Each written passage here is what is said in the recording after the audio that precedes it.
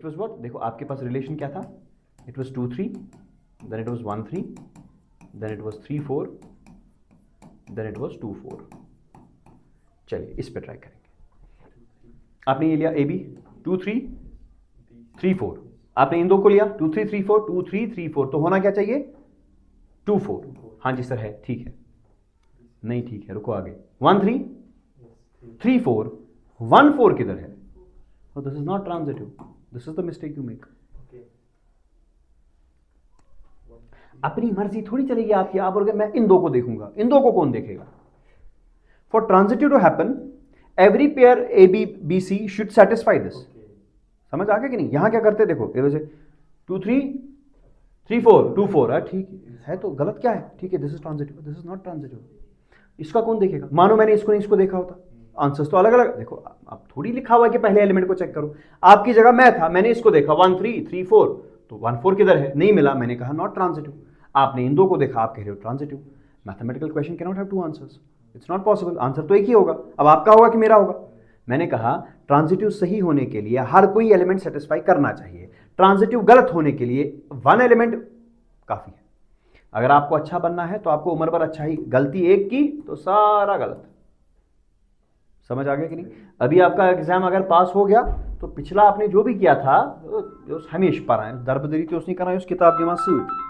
समझ आ गया कि नहीं। लेकिन अगर यहां पे कहां पढ़ता था, सब का सब गलत। You are getting the point? So remember this fact. For transitive, it's very important. Transitive is very important. दिखने में बहुत सिंपल लगता है, A B B C A C, but इसमें हर कोई एलिमेंट जो है वो चेक करना पड़ता है। Let's move ahead with this. बताइए जरा 1 3 4 2 इज दिस ट्रांजिटिव और नॉट?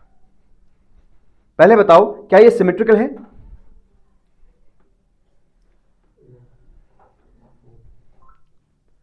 चलिए सिमेट्रिकल है, सिमेट्रिकल तो कम से कम बोल दो। नहीं है। आइडेंटिटी नहीं, अच्छा reflexive, transitive, let's check. A is related to B but B is not related to C any of the cases। 4 2 2 कोई है ही नहीं, 1 3 3 कोई है ही नहीं, तो ठीक है, this is transitive, this is transitive. Okay, understand the case.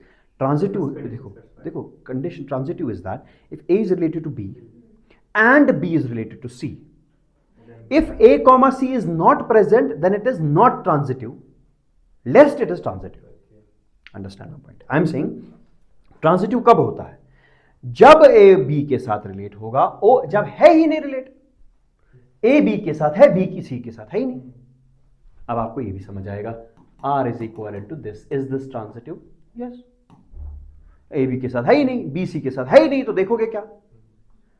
देखो ट्रांजिटिव गलत होने के लिए there is a condition that if A is related to B, B is related to C and A is not related to C, then it is not transitive, lest it is transitive।